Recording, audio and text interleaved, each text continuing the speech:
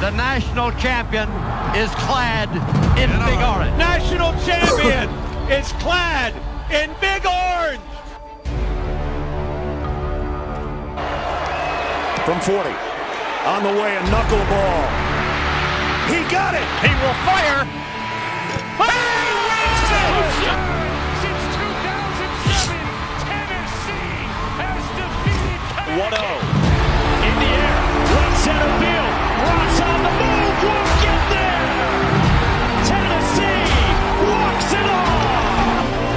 Deep drive, back it goes, and the Will Davis leaps and cannot get it, and Tennessee walks it off.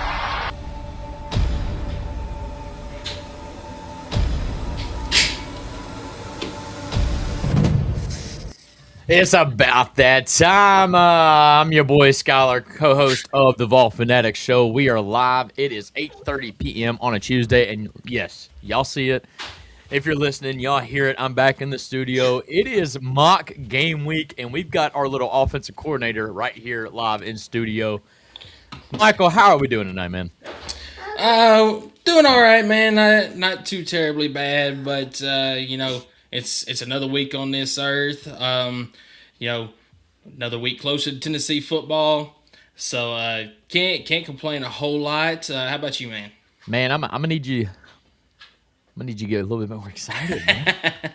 It's mock game week, man. It is. No, it is. You're absolutely right. Blessed to do what we do, and we got another week to do it. And maybe I'm coming on too strong. I'm just recharged. I went on vacation. I mean, I was on the road to vacation last time we were live, and got to go spend the week with the wife out on the beach of Biloxi, which, by the way, nothing special to it. And that's why I think it was the absolute most perfect vacation. There was absolutely nobody in the pool when we went to the pool, nobody on the beach when we went to the beach.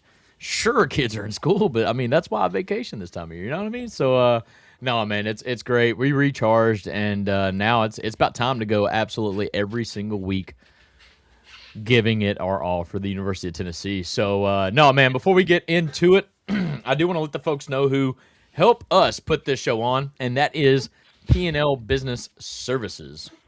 We know firsthand that getting your monthly reporting, invoicing, bill pay, taxes, and other essential business services right is critical.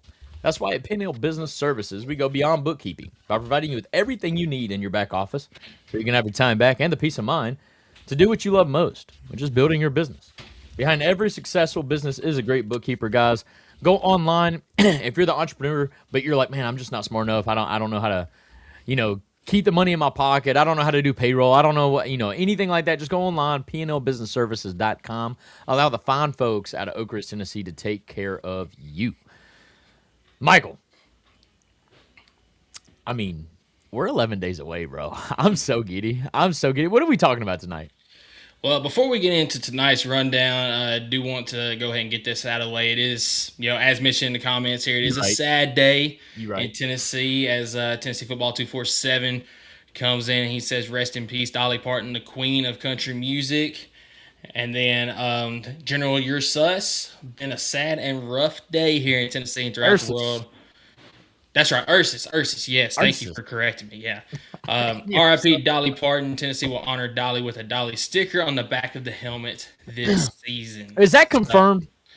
I have not seen that confirmed yet. I've seen an AI photo of like somebody saying we should do it, and it looked clean. Like they did like the orange butterfly with their initial over it. It looked clean, but I didn't see it like confirmed by the University of Tennessee. Yeah, that'd be really awesome if they did do that, but I'm with you. I have not seen anything confirmed yet on that, but definitely wanted to get that out of the way first.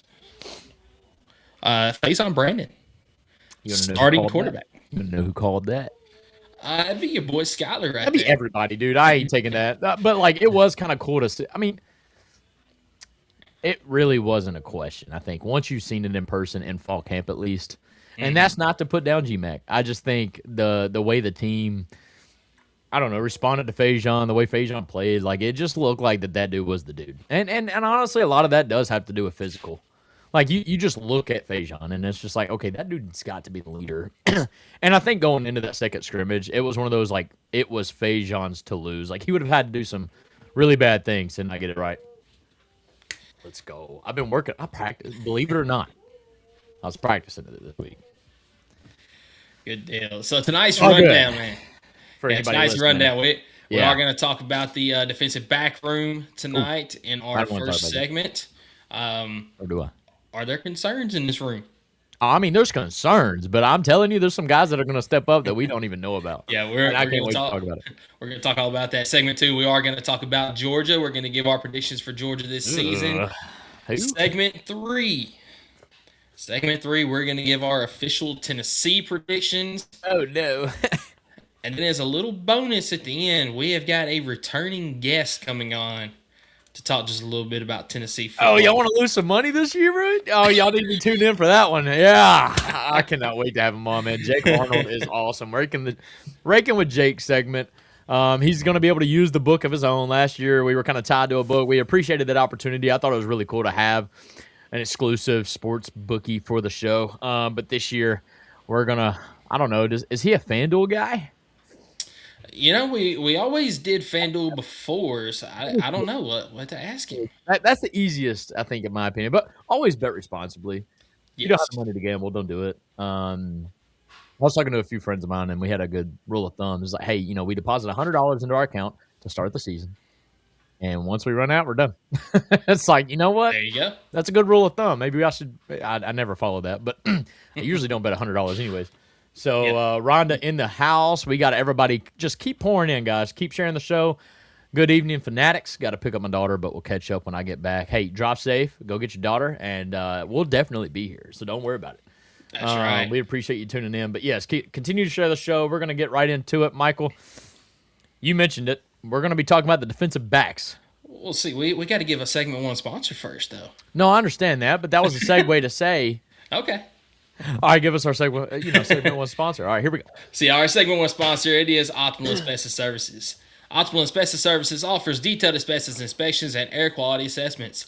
Whether you're looking to secure your home or workplace, you can trust Optimal Asbestos Services to deliver thorough and reliable solutions. You can contact Jeff Moll at 865-223-3297 for your consultation today, or go on the web at optimalasbestosservices.com. So you mentioned it. Defensive back room. Oh, yeah. Where do you want to start, or who do you want to start with? I'm going to start with a guy that I think is going to have to – he's a new face. He's a new guy on campus, but a guy that I think is going to have to – and we got a couple of those, by the way. I'm going to start with one that I think has to take over at it's either corner or safety, but I think he's going to be at safety, and that's TJ Metcalf. TJ Metcalf. I've been high on this guy ever since he first announced that he was transferring to Tennessee. Absolutely. I mean, he's a senior, transferred from Michigan. A guy that I wasn't even that high on, especially when I felt like Farouk kind of held it. I'm like, okay. But he's had a really good fall. And he stepped in, him and another guy that we're going to get to later, but I'll kind of let you have your guy. But TJ Metcalf's a guy that I think you're going to see play a lot. And I think he's going to be a really good player. And I cannot wait to see how it's going to turn out on the field. By the way, breaking news. Completely unrelated to defensive backs. Can't believe we didn't start out with this.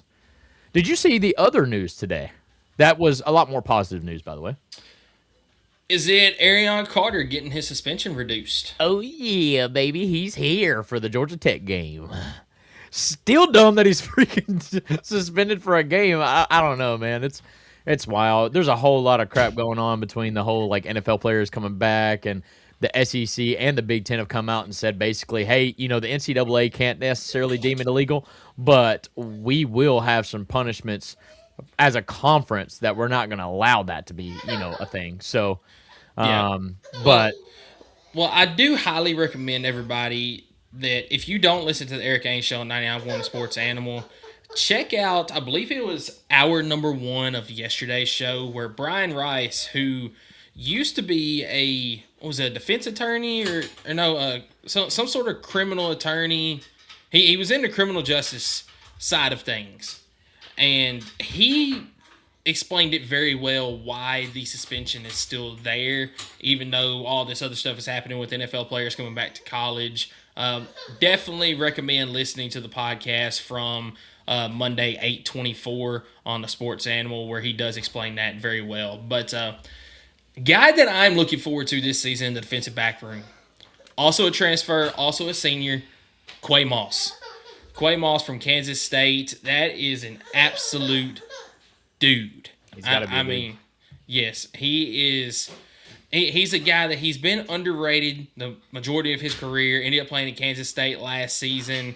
Finally is getting his chance to play in the SEC. And this dude is, I feel like he is going to absolutely break out this season. He's going to have an absolute monster year. That's what I like to hear. Yeah, man, everybody in the comments, man, comment who you think is going to be kind of a star player in the defensive back room. We're just kind of going through some of the names that we think are going to be, I mean, I can't believe, but like at the corner position, Ty Redmond, right? I mean, he's got to be your CB1. I mean, he's got to be that guy on the edge that you don't even mind putting him in man coverage and knowing that he's going to be able to cover anybody that lines up on the other side of him. I think he's going to take it. I mean, it's kind of hard to believe that Ty Redmond's still just a true sophomore. I mean, he got fed to the wolves last year, got bullied around by Georgia. Gunnar Stockton and the team really had a game plan to attack him, and they made him look really bad. But, man, he didn't shy away from that competition, which is what I loved about him. And then he took that moment. He ran with it. He got better from it. And then he ended up being a dog the final half of the season. I think he's prime to be talked about like some of the other defensive back, some of the other folks in the defensive back room here in the last several years is I do think that Ty Redmond is that next potential, top 3 rounder guy in the future. Now, obviously, he's not NFL draft available yet, which is great because he is just a true sophomore. But I'm telling you, the hype around this man, I think, is only going to get greater and greater.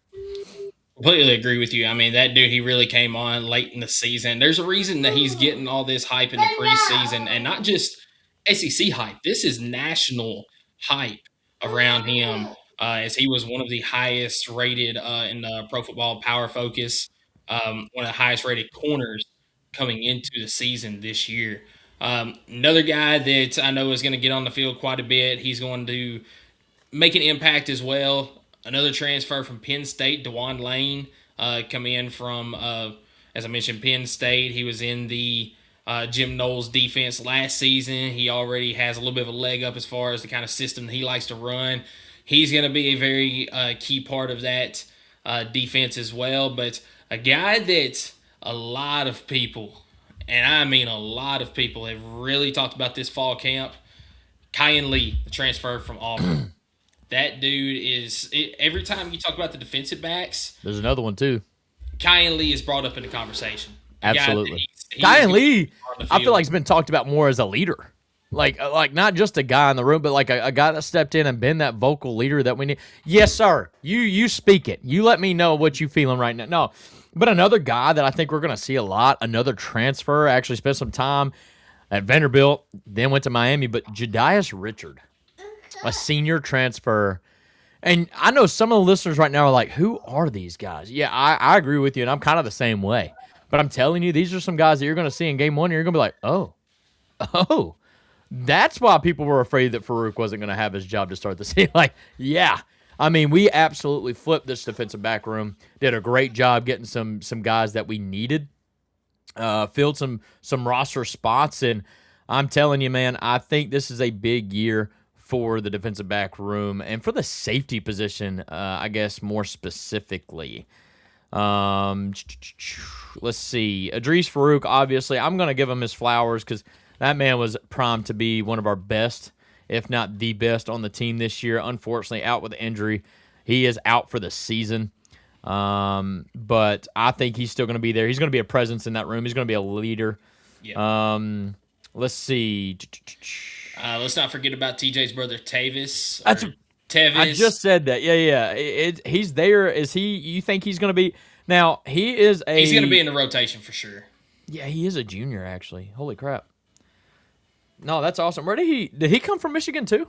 Yes, they both started at Arkansas, transferred to Michigan, then they transferred from Michigan to Tennessee. Both of those guys from Birmingham, Alabama. Mm-hmm. Right on. Let's see. Who else you got in mind? Well, a guy that I feel like can possibly get some time in the room, but he's probably down on the depth chart a little bit. It's going to be true sophomore Trey Poteet. I agree with that. He has got all the talent in the world, but there's a lot of guys in front of him right now, so he's going to see some time on the field, just not the starting job or anything like that. I got you. Yeah, I'm starting to go through the list, man. I'm not so sure. I mean, there's several more guys in the room, don't get me wrong, but I just don't know who all is going to be able to really make a presence. I'm trying to think. Dylan Lewis, maybe, sophomore out of Georgia. I think maybe a guy like DJ Burks to transfer from Appalachian State. Yeah, man, that's about it on the defensive. Look, the thing is, you got about a good 6 or 7 guys that I feel comfortable with. You don't have a ton of depth there. You've got to stay healthy in the defensive back room. It gets a little hazy there pretty quick if we have a couple guys go down. But I do think we have some safeties that can play corner. I don't know if we have a ton of corners that can play safety. So I'm very intrigued. And that's another reason why it's so important that we have the linebacker room that we have, so that we don't necessarily have to play a strong safety or a star. We can actually play a linebacker out there at nickel or whatever. Obviously that's not ideal, but we have some fast guys at linebacker that can play a position just like that. So, man, defensive back room, you got anybody else that you think can break the rotation this year? I mean, nobody else as far as that goes. I do have a question for you, though, as far as this room goes. So, obviously, a lot of new guys in this room. A lot of There's one guy. transfers. There's some young guys as well. Do you feel better or do you feel worse about this room this year than you did the room that we had last year? Take away the coaching from last season. No. This is an easy question. This is an easy question because you got to think about what we were going into last year. I feel tons better about this room this year.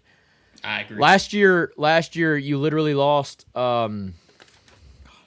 You lost Gerard McCoy. Gerard McCoy, thank you. That's what I'm thinking about. And then in game 1, you literally lost the guy on the other side. Mm-hmm. And I understand that was after game 1, but then you're sitting there and you're just like, okay, who's going to be our corner? That's how Ty Redmond got thrown to the Wolves. Yeah, Ty Redmond. And then, we didn't You had Boo Carter mid-season. Well, you had Colton Hood on the other side. Colton Hood, yep. He had all the talent in the world coming from Colorado, but it's like, okay, how good is this kid really going to be? Turned out he was an All-American. But I'm just saying, within the second week of the season, you were already into your 2 deep. Mm-hmm. Into your 3 deep, because obviously you're rotating those guys if they're on for a long drive. I feel tons better about this year. I don't really think it's particularly any close. I just think that you have a lot more of a deeper, not even deeper, but just more experienced secondary. I hate to say that because obviously there's a lot of guys that we haven't seen play at the University of Tennessee. But, Michigan's pretty big school. And, I'll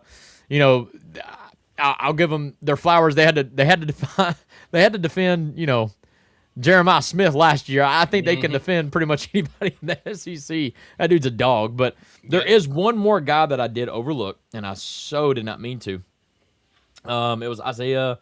What's his last name? Isaiah Harge. He's a defensive back. He's a senior, 5'10". Yes. He's from Colorado.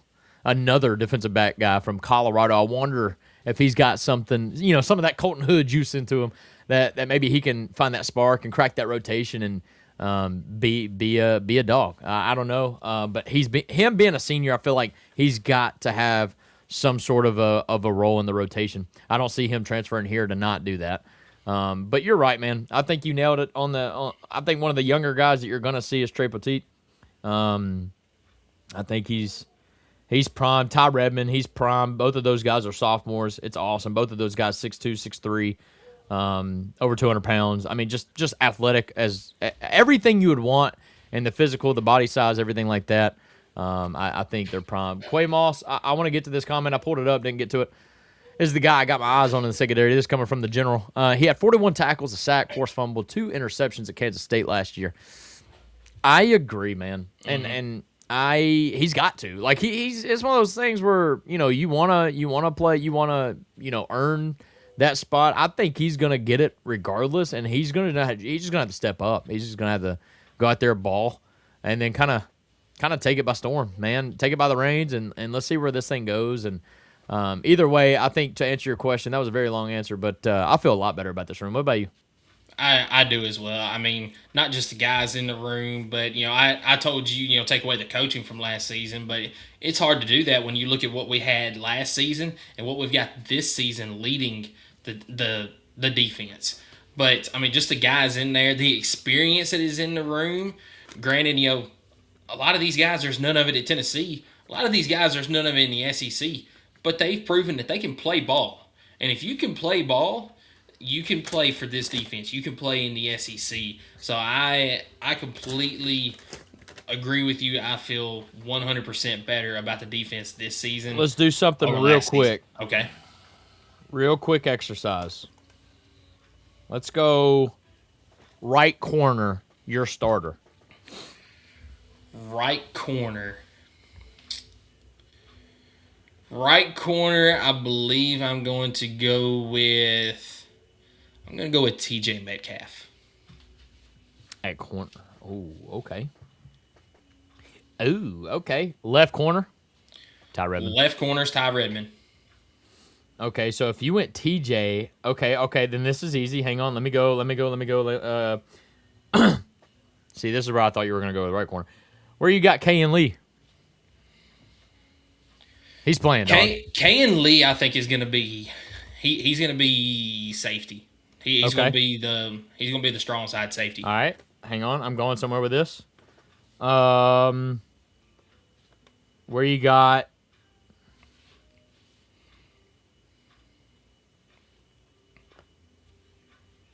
You know what? I'm going to rephrase this. Who's the fourth guy? Well, there could be five, so hang on. So is it Dwan Lane or is it who's your next guy, I guess? Is it him? Is it Quay Moss? I got to go with my guy, Quay Moss. And then Dwan Lane? I think it's Dwan Lane after that. And then after that, do we go...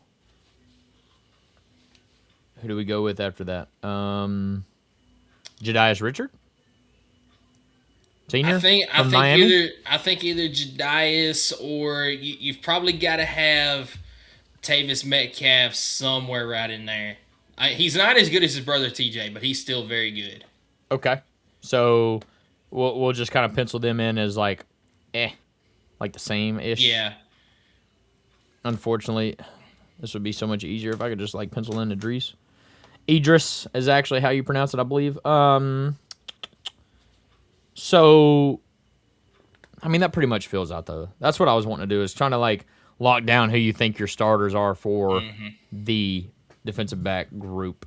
But okay, I'm feeling pretty good about that, man. Again, though, we're thin. We're pretty thin. We are thin. If we get any injuries, then it's definitely going to be something to watch for, as the season progresses. And we've got 8 games that we play before our first bye week, or before our bye week this season, and we'll get to that as we get to the schedule here coming up. But it's going to be rough on these guys for the first several weeks of the season. Try to stay healthy against some stiff competition. But no, you're 100% right. I'm solely bringing him up because I haven't really heard much about him in this fall, but he does have a lower number. Take that for what you will, if that's worth anything. Do you see Dylan Lewis cracking the rotation? Sophomore. He could. Dylan Lewis could absolutely crack the rotation, especially if there's injuries. I feel like with this defensive coordinator, with Jim Knowles, with the other coordinators that he's got, they're helping him out. It's going to be a game-by-game thing, just like it was at the linebacker position. Whatever the other team's strength is, Tennessee is going to play to that strength. They're going to make sure that they play guys that are, molded for that role. If it's a run-heavy team, they're going to play guys that are good at stopping the run. If it's a pass-heavy team, they're going to play guys that are good at defending through the air. So I feel like, if he's got a strength in there somewhere, whether it be stopping the run or the pass, you're probably going to see him on the field a little bit more. I really think that's what we're going to see a lot of on this defense, no matter if it's defensive line, linebacker, defensive back. You're just going to see that Jim Knowles and this defense play to the other team's strengths to try to counter that. So I got a message from our buddy who's off the screen at the moment. I haven't really touched on freshmen because I just didn't know if they would crack the rotation. He said Joel Wyatt will play this year. I'll give him his kudos. It was Jake from State Farm. And how did we miss Joel Wyatt? Well, I wasn't looking at freshmen, dog. Like, I was just looking at guys that I think was, I don't know. I just didn't think that he would play. Joel Wyatt. I completely forgot about him. I'm pretty sure that's the kid that played at Webb School in Bell Buckle, and he was an absolute dog, man. That kid is good. Fair enough. No, I'll take it back. He played at Oakland High School. That's where he was listed, but he's from Shelbyville. But yeah, I heard a lot of good things about Joel Wyatt, and he's 6'4", 210 freshman. Yeah. I give Jake his kudos on that one. He's definitely going to see the field this year. I mean, we have another one, Joel Combe, that's a 6'1", 202 from Atlanta, Georgia. But, I mean, I'm telling you, he's also throwing shade at us. He said the room's not thin. Okay, I disagree, brother. I'm sorry, but, like, you have a couple guys go down like we did last year. I'm not feeling great. I'm really not. I feel like we're right back in the same spot that we were in. But either way, man, I hope we don't have that. I think as long as the guys gel well together, man, I'm hoping that this ends up being a really, really fun year for the defensive back room. I think regardless, kind of alluding to your question, do you feel better about it? I do think you see improvement from this room. I agree. And really, any improvement is better than what we had last season. So this would be a failure, by the way. Again, I was going to say, I want to be better than at least 10th. I want to be top 6. Because I don't think it makes a huge difference in the wins and losses. If you only go from 14th to 10th, here's why I say that. That's a difference. You do remember that we went into overtime with Georgia. Mm-hmm. And yes, you can say, we could have won that game. Okay. Keep that same logic when you went into overtime with Mississippi State. You could have lost that game. And honestly, looking back at it, I rewatched that game last night. You had to convert some good fourth downs late in that game to tie that up. You know what I mean? Like, so Joey Aguilar took them on a fantastic drive late in the fourth quarter to tie that game up. Man, didn't he? So, I mean, it's just one of those things where I don't know if the defense only jumping up 4 spots in the SEC, which is pretty much only 4 spots in the nation. I mean, like, I don't know if it's going to be that big of a difference, man. I need to see the defense be 8th or better. They need to be top half of the conference. Yeah, jumping from 14th to 10th, that's a difference in one game. If you jump from 14th to 6th or 14th to 8th, that's probably the difference in 2 games there. Tennessee Football 247 calling his shot, saying, I think we will make the SEC championship. He's calling a shot saying that we're making the hardest game to make in college football. It is literally harder to make the SEC championship than it is to make college football playoffs. I will die on that hill. Yep. Completely My agree goodness. with you. Jake left the room on that one. He didn't know what to say.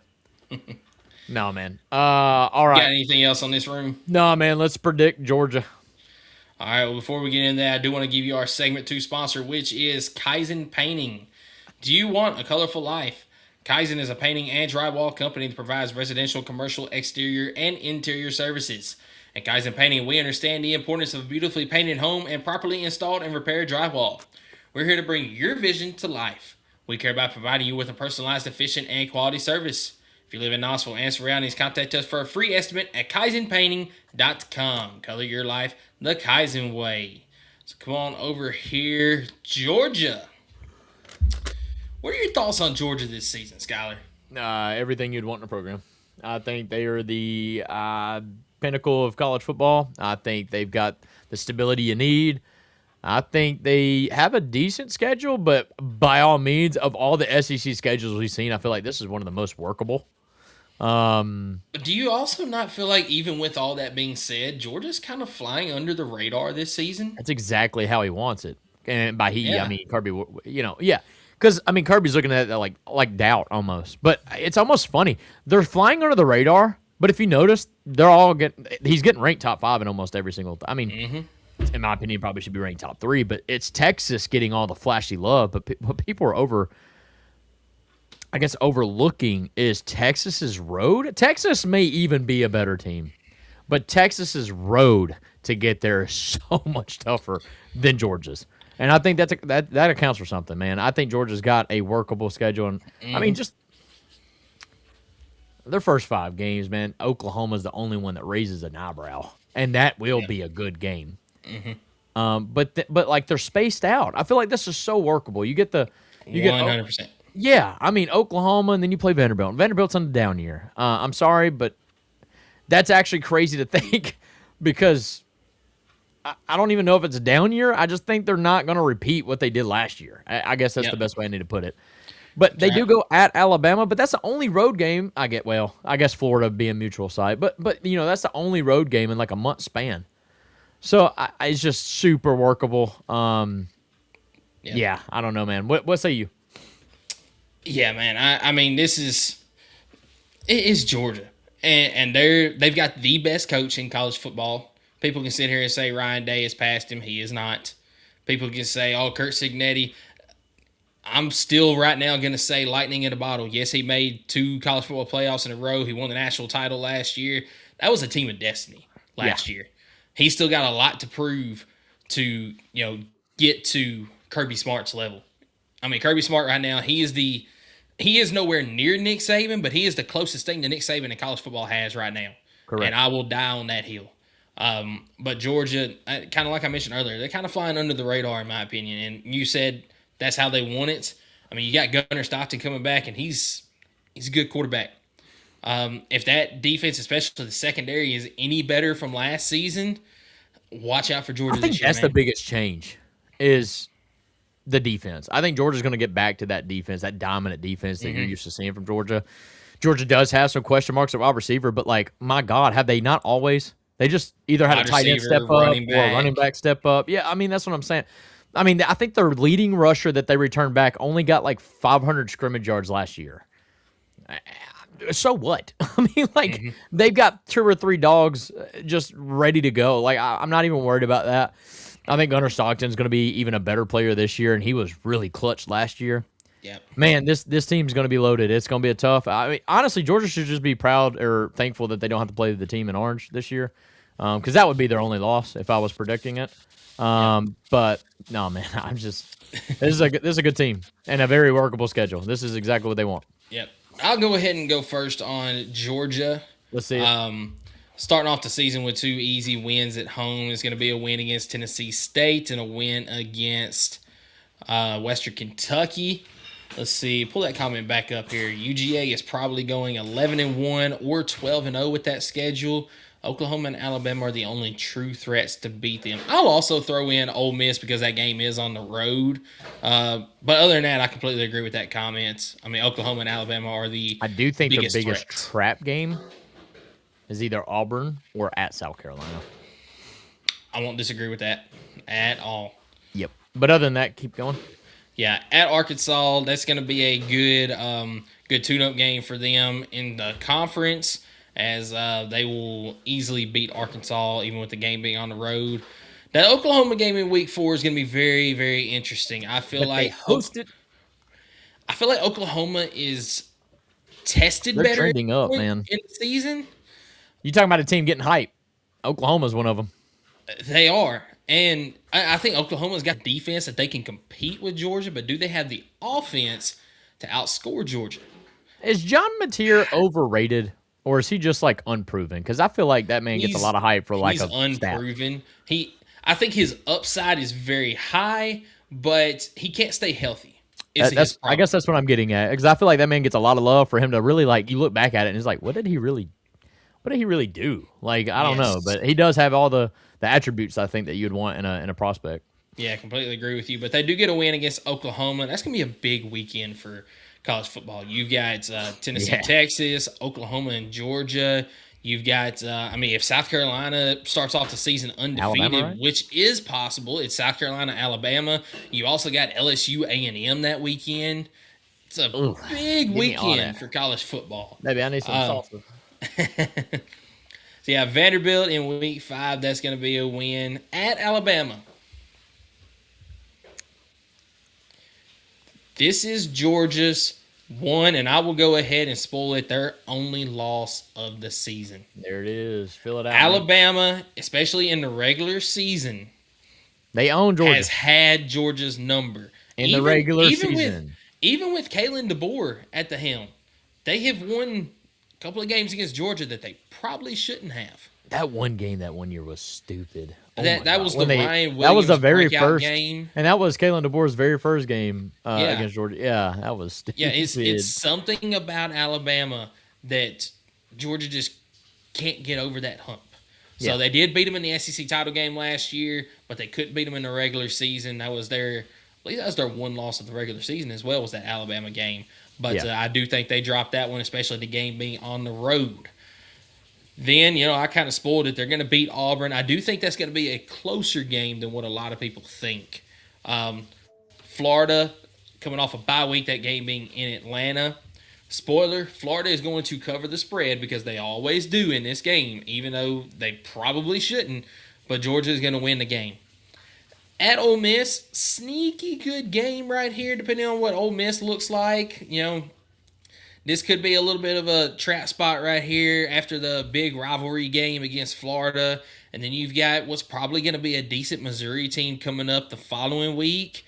But I still think you get a win against Ole Miss. That is an underrated team, by the way, that you're about to predict. I'm thinking Missouri is going to be better than what other people, and I say other people as in some big media guys that just don't really have a lot of belief in Missouri. I could be the one wrong, but I think people are sleeping on Missouri. They probably are, but it's a difficult schedule that Missouri has this year. We've already Who doesn't have one? We've already gone through and looked at Missouri, their schedule, and the fact that this game is in Athens as well, it just doesn't bode well for Missouri. I agree. I didn't pick them to win it. I'm just saying I think that's going to be a good team at the end of the year. People are going to be like, that's a lot better of a team than we all thought they were going to be. But out South Carolina, is South Carolina going to even have their coach? No, at this point in the season, he's gone. He's fired. South Carolina, they get a win there. Georgia Tech. After we spank them with Arion Carter. This is going to be a tough game. Oh, yeah. I actually disagree. It was a tough game last year, which is why it's going to be an absolute splattering this year. It could be. Yeah. But, now, man, 11-1, spot on. I think if you're a bet man, that's an absolute safe record to go with. You probably win money. Their over-under win total is probably sitting at 10.5. I'd probably slam the over. Yeah. I'd probably slam the over. I wouldn't even think twice about it. Jake, futures bet, if you want to put that on the best bets, I don't know. It's your thing, not mine. I'm just saying, if it's a 10.5, brother, I don't see how they don't win 11 games this year. My floor for this team, 10-2. 10-2 is the floor for this team. They could slip up and lose a game somewhere to make it 10-2. Auburn or South Carolina. That's the only other loss. It's not both of them. It's one or the other, I think. Maybe Florida for the sole purpose of that's a rivalry game, but I just don't think Florida has the horses. Not yet. My ceiling for this team, it is 11-1. I'm not predicting any team to go 12-0 this season. And even as a ceiling, I'm not going to put 12-0 as that ceiling. They're going to drop a game somewhere on this schedule. And I really think it's that Alabama game. But it could be Oklahoma. It could be Ole Miss. It could be Florida. They're going to drop a game somewhere, which is why their ceiling is not 12-0. There is not going to be an SEC team this year. And I've said this numerous times responding to comments for people. No SEC team this season will go 12-0. Dude, I promise these are tears of just absolute, like a dad moment of just being proud of their child. I just thought you'd never do it. I thought you would never actually predict a team to go their best case. And even though I disagree with your best case, you still did it, brother. I'm so proud of you. This is amazing. Yes, I agree. If there was going to be one, this is what in the world just happened. Editor, you're good. We're live. Okay, we're good. Good. I bet. No, I agree. I think this is the schedule that allows it to, and you're going through. You're gonna don't even worry about taking. You took off the W's. That's crazy. Michael, what I want you to do, fairly simple. I want you to put a W in every single game. That's what I'm predicting. I think Georgia will be going 12-0. Here's what I'm a betting man, and I would say. Georgia will lose a game they're not supposed to before they lose one to Alabama and or Ole Miss and or Oklahoma. I think they actually go 3-0 in those games, and it's a lot more likely they fumble one to Auburn with Alex Golish getting his signature win of the year or whatever. Or stumble at South Carolina because they slept on them. I think that's so much more likely Georgia goes 11-1 in that way. But as a preseason prediction, I'm not going to sit here and say South Carolina is going to be Georgia. I don't know which game it's going to be. So that's why I'm going 12-0 with Georgia. They've got the schedule to do it. They've also got the team to do it. I don't want it to all be about the schedule. I think Georgia's got the best team in the SEC, paired with the best schedule and the opportunities that it presents. So, yeah, I think Georgia's going to get it done. Like I said, they got to be so happy they ain't playing Tennessee, man. I mean, that was going to be their best game, their best opponent. But overall, I got Georgia and the Dogs going 12-0. I'm going to keep it short and sweet. All right, so what is your floor for this team? Because obviously we know your ceiling, which is the same as your prediction. Ceiling is actually 13-0. 13-0 winning the SEC championship. Yeah, that's it.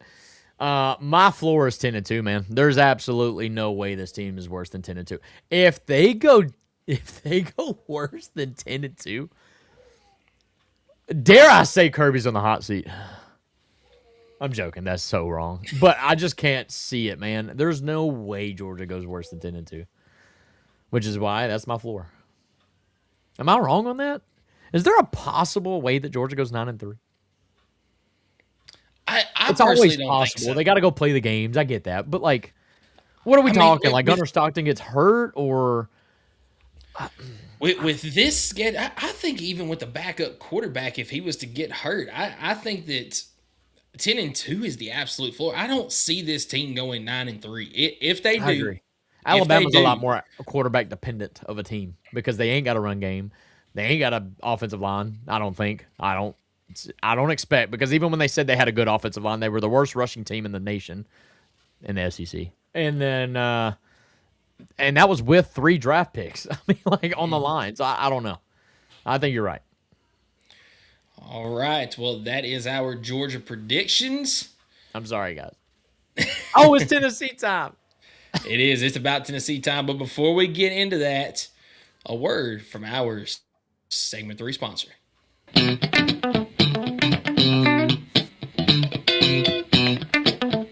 At Bowie's Heating & Air, we offer 24/7 HVAC services for all your residential, commercial, and new construction applications.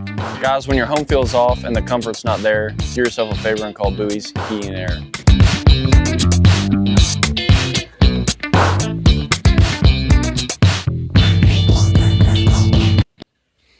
And that is Bowie's Heating and Air.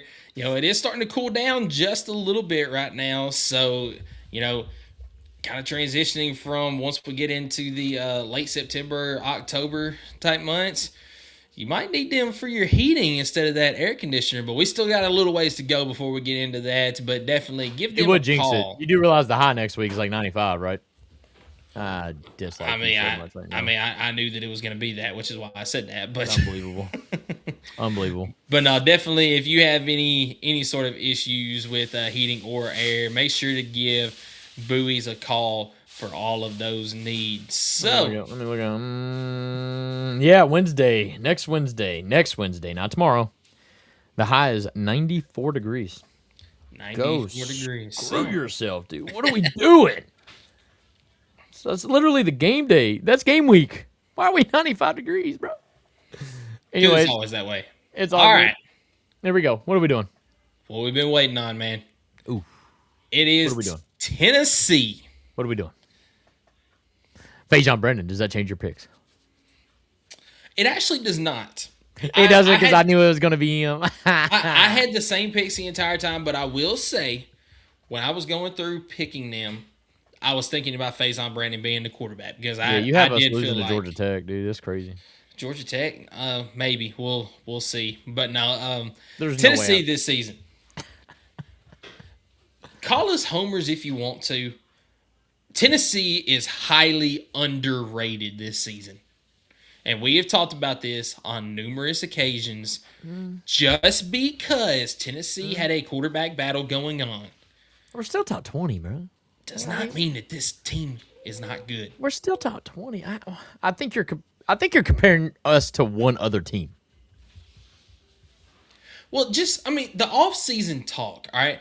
Like Heather Dinnich's comments, I don't think reflects the national perspective. And I'm not even talking about her. It's been the off-season talk about a lot of that a lot of people have put out. I agree. You got the people like SEC Mike from that SEC podcast. He's been high on Tennessee all off-season long. You've got other folks that have said, I feel like Tennessee's just flying under the radar this offseason because of this quarterback battle. You talk about a team flying under the radar. Tennessee definitely fits that mold. Yeah, because, you've got all the pieces around Faison Brandon. I mean, if this is, I believe it was Joey Peterson said it, if this is the team that you have for a brand new quarterback, sign me up. Because, we saw Nico in 2024. He had Dylan Sampson. Who else did he really have? You had a banged-up Brew McCoy. You had a guy that was supposed to be, Dante Thornton. You had Dante Thornton that he was supposed to be that guy. And he had a decent season overall. That's Squirrel White. Before he was. But even then, Squirrel White. Did he have Squirrel White? He had Squirrel White because he transferred after that season. That's right. He changed his number. That was the worst thing they could have done. Yes. And then you had Chris Brasley that came in, and they just never really clicked.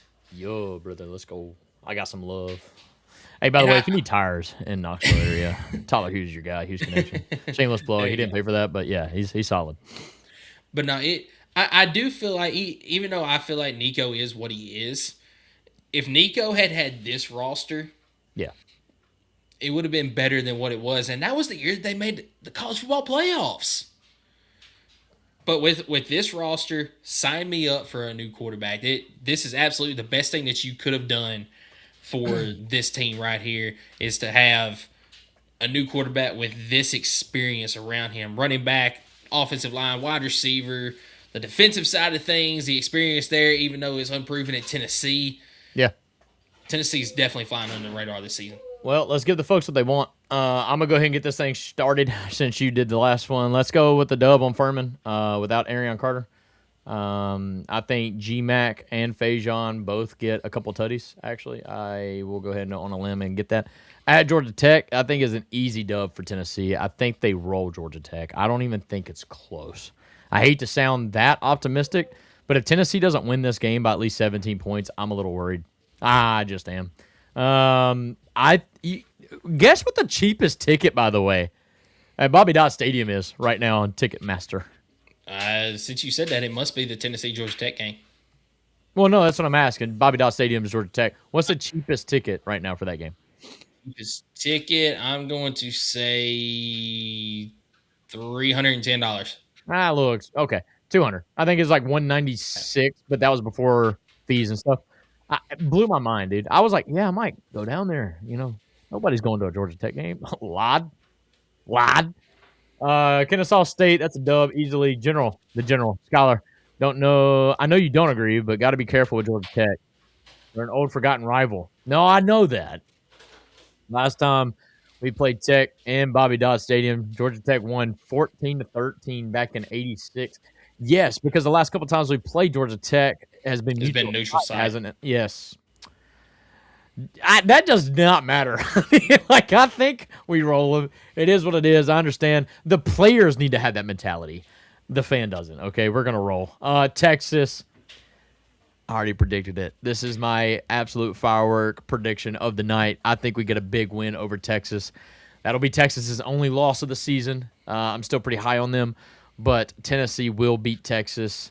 I don't know if it'll be as much as we just play lights out, or if maybe I'm predicting Arch to have a kind of like a choke moment here. I don't know, but I think it's going to be a big character. I think it's going to be a big character building moment for the other Manning. But then here's where we got to be careful, man. You go and get a win like that, how you going to respond against Auburn? Former Tennessee offensive coordinator Alice.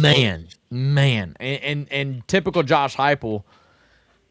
I hate to sound like a doubter, but that would be the move as you beat Texas and you think you're right there at it and you've got everything, and you would lose the very next game. You know what I mean? Like, that would just take all the wind out of the sails. But I do think Tennessee locks in. They get a win over Auburn. I think that's going to be an absolute nail-biter, though. At Arkansas, I think we take care of business at Arkansas. I don't think Arkansas is good, and I think we finally broke that chain against Arkansas. I think we're going to beat them. I think that's going to be fine. Alabama. Now, we've beaten Alabama the last 2 times they made the trip to Knoxville. Don't think we're going to be able to capitalize this time around. I think we will lose our first game of the season, and what will be an absolute baller of a game. The pregame, everything around us is going to be super, super hype. Just don't think we're going to get it done. But the reason why I'm okay with that spot right there is I think that will lock us in going on the road to South Carolina. Whereas if we were 7-0 going on the road to South Carolina, holy 2022 moment that I'm going to be going through. So I don't think that's going to happen. I think we lock in. We get the win over South Carolina. Who knows? Shane Beamer may actually get fired after that game. We get a win over Kentucky because we always beat Kentucky. But then this final month, November, man, obviously we're going to start out with November kills us. We got to lock in. I feel like we're kind of molding into that Texas A&M-esque type of team where we have a really good front, 2/3 of the season, but then we get to November and just cannot finish. I think that story kind of continues. I think we lose on the road to Texas A&M. That's a really hard game. That's a hard game at College Station, on the road, everything on the line. But then that sets up basically a winner-take-all LSU game. And when I say winner-take-all, I understand there's still Vanderbilt on the – but this is obviously for all the marbles. This is a chance to make the playoff. This is a home game against Lane Kiffin again. But after the 4th NFL guy goes to LSU, I'm joking. I made this prediction before all that happened. But I think LSU is going to get the better of us again. And I have us losing that one. We beat Vanderbilt handedly. I have the Vols going 9-3 on the season, and I'm so okay with that. My worst case scenario is 7-5. I do see some losses on there. Obviously Texas, and then a South Carolina or an Auburn, dare I say. But I do think our best case scenario with this schedule is still 10-2. But, man, if we could go 10-2 in Fajon's first year, oh, my God, dude, we're gonna be good. And you talk about setting expectation for the next season, oh, my gosh, bro. So I think – honestly, for Josh Heupel, you'd want to make it this year because all the spotlight's not on you, so you have that chance to fly under that radar. This year, though, if he does go 10-2 and he exceeds expectations, which he has done in 4 of the 5 years that he's coached here, man, watch out next year, but also watch out in the postseason. We're a dangerous team, I think, if we can make it to the playoff. But I'm not going to predict that. I think I'm going to go 9-3. That is a safe, realistic, non-homerish, I don't think, prediction for the University of Tennessee. Clear the board. I get it, man. I knew I was going to get slack on that LSU pick, bro. I got to be real, guys. I had us beating Texas. We're the real UT, bro. And I agree. Did we go 2-2? I didn't predict us going 2. We drop when we should. That's a good point. I think that might actually be true. But, look, the way I was thinking is, like, we get one of those teams, and I'd rather beat Texas than LSU. Because Texas, I think, has a chance to win it all. LSU doesn't. All right, I'm just saying it. I'm sorry. All right, what you got going for us? All right. Furman in week 1, that is going to be a win. I agree with you. I think that Georgia and Faison are both going to have good games. Faison is going to show out in his first time in a Tennessee uniform, but Georgia's going to get in. I think he's going to have a good day as well. Georgia Tech, I'm not going to overlook them, but I also think that Tennessee is a step up right now on Georgia Tech. Especially after losing Haynes King, quarterback from last year. They do still return a running back from last season. I cannot remember his name off the top of my head, but I believe his last name is actually Haynes. But Tennessee does get a win down in Bobby Dodd. Kennesaw State in week 3, that's going to be a win. Texas in week 4. This is going to be Faison's first conference game, and it's going to be against one of the best teams in the conference. It's going to be an afternoon game. It won't be a night game. It's supposed to be, see, that's Checker Neyland, isn't it? Yeah, noon game. Not afternoon. It's still afternoon. That is Checker Neyland, I think. It's noon. It's actually morning in your time zone. I don't want to hear it. Fair enough. Oh, dude, Skylar Tarpley joins the chat. What's up, Big Dog? Says Georgia Tech doesn't have Haynes King nor their OC. That's a good point, man. I wish I'd have thought of that myself. You know, what do you say? What do you say about that, Michael? Yeah, they don't have Haynes King. I already mentioned that. I did not know about the OC, but I'm just saying. But no, I feel like everything lines up wrong for Tennessee in this game against Texas. So I do have the Vols dropping this game to Texas. But I do think they get back on track against Auburn in the next game. It's going to be close. It is. It's going to be a very close game. But Tennessee gets a win. They go down. They take care of business against Arkansas. Then you got the third Saturday in October. And let me tell you, if the third Saturday in October didn't have enough hype already because of the recent history, add to the fact that they have now brought back something that has not been done in over 50 years by allowing both teams to wear their primary uniform, their home uniform. That is so sick, in this rivalry. I love this. That is so absolutely sick. Love this. You're going to see orange versus crimson in Neyland Stadium. Give me all of this. There is no way that College Game Day does not go to Knoxville for this game because of all the stuff around it. And Tennessee is going to get a victory in that game as well. Oh, yeah, you locked me back in. All right, we're good. All right, so the general asked if you could choose one. Would you rather beat Bama or the Lane Train? And Bama. This is not even close. It's Bama. 100%. It's Bama, 100%. It's not even close, man. I honestly... Not even close. You're not a true Tennessee fan if you say that you would rather beat another team over Bama. Honestly, I'm sorry. I don't care what's happening. I could care less if we ever win a game against Lane Kiffin Jake, as long as we beat strongly Bama. disagree. Can we pull him on here for this take? Hold up. We'll pull him on here in just a second. Yeah, you wait in that corner, sir. No, beat Bama all day long over... No, get out of here. Anyway, I'm sorry to interrupt. Go ahead. Anyway, South Carolina, that's going to be a win as well. I'm not. I was afraid of the letdown spot there. I'm not falling for this, 2022 trap game nonsense. Tennessee is going to go and they're going to take care of business against South Carolina. All right, so we agree that November is again the most important month for Tennessee. Yes. How you got it going? Well, the most obvious win of the season is going to be this game against Kentucky. Because it's in Knoxville, it's against Kentucky, most likely going to be the dark mode game. That's going to be a win for Tennessee. At Texas A&M on November the 14th, this is just nothing. It's kind of like that Texas game for me. Nothing lines up in Tennessee's favor for this game. And that's why I've got Texas A&M getting the victory over the Aggies. If Tennessee wins Texas A&M getting the victory over Tennessee. If Tennessee were to go in and win that game, I will predict them to win the Natty because they would be in the playoff if they beat A&M. Because nobody's predicting Tennessee will beat that. I don't know, whatever, but I agree with you. That's a tough one. LSU. Now LSU, November the 21st. There is a lot riding on this game. You got Lane coming back into town. Rhonda Tennessee said she'd rather have them fired up. Rhonda, let me down. And Tennessee is going to beat LSU. They're also going to finish off the season. They're hey, going General, to beat screw your Vanderbilt. question. He's got them beating both. How about that, dude? Tennessee is going 10-2 this season. Call me a homer if you want to.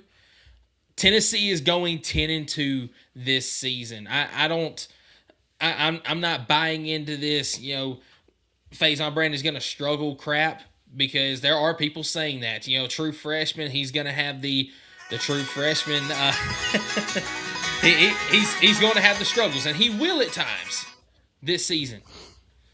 But Tennessee will go 10-2 this season, my prediction. The floor for this team, it is 7-5. I do have a couple of losses on this schedule. You know, the game against Alabama, for instance, could be a loss. LSU could also be a loss, and then there could be that loss that they shouldn't get. Could it be that Auburn game? Could it be that South Carolina game? It won't be Kentucky, I'll tell you that. But there could be a loss somewhere that Tennessee does have that they shouldn't. But in my actual prediction, I don't think it's going to happen this season. I think Josh Heupel wins every game he's supposed to, and he's going to go out there and get some wins against a team like Alabama, against a team like LSU. The ceiling for this team, I should say, the ceiling is 10-2. I think the true ceiling for this team is 11-1. If Faison Brandon goes out there and he is just balling like his upside, Tennessee could go 11-1 this season with the rest of their roster. I mean, the running game is going to be huge for this team this year. And I want to sincerely apologize to one guy in the running back room that we just kind of overlooked when we talked about the running backs. Because, Deshaun Bishop, he's obviously the name in the room. Then you've got Javon Gordon, who has got all the hype in the world because of his scrimmage. That dude is a bulldozer. Then you got Dwan Morris, the speedster in the room. And another guy that a lot of people are talking about because of fall camp, Justin Baker. You've got four guys in that room that are super talented that, Tennessee's going to rely on them this year. They're going to rely on the running game heavily. They're going to rely on the RPO with Faison Brandon. But I think Brandon is going to hit some shots this season.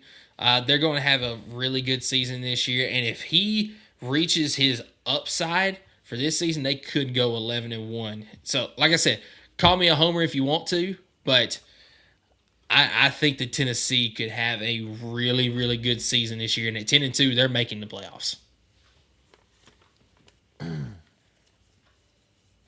That's all I got to say about that. Yeah, dude. Let's get it. I love it. I like the general's take. I mean, I was off by 1 on the worst case. Because I do think worst case is 7-5 solely because I've never seen Josh Heupel do worse than that. But I think General says, Michael, I hope you're right, but I think 2027 is the year. 2027 can still be the year, and you can still have a good year this year. Yes, I don't think 2027 is the year. Yeah, I don't want people to think that just because we're building towards 2027 means we have to be doggy doo-doo this year. Like, that's not necessarily how that has to work. Jake Arnold. Hey. Welcome in. Y'all hear me fine? No, I'm about tired of your critiquing this. All I seen was your face down here in this little bubble on my screen. And it was like everything I was saying, you were just like, ugh. And I'm just like, all right, brother. You know what? I'm about tired of seeing it. Now I get to see it. Everybody, Jake Arnold. Everybody, welcome to the show. Here we go. How you doing? Jake, I do want to start off by saying, we failed to deliver some very good news on your part back earlier this year whenever it happened. Dude, congratulations, man, getting married. Yep. Can I ask now that it's been a couple months? Was that good news? Are we good? Oh, are we chilling? Are you good? It's great. Are you good? Great. Yeah, okay. It helps with the taxes, right? Like, I mean, it's fine. So my wife, subtle plug, she's an esthetician out in Sweetwater. Oh, what? An esthetician. No. She does Brazilians. It's great. No, I just wanted to see if you could say it twice in a row. I can't. I Okay, I can't spell nailed it. But yeah, she's got a business out there. Things are great.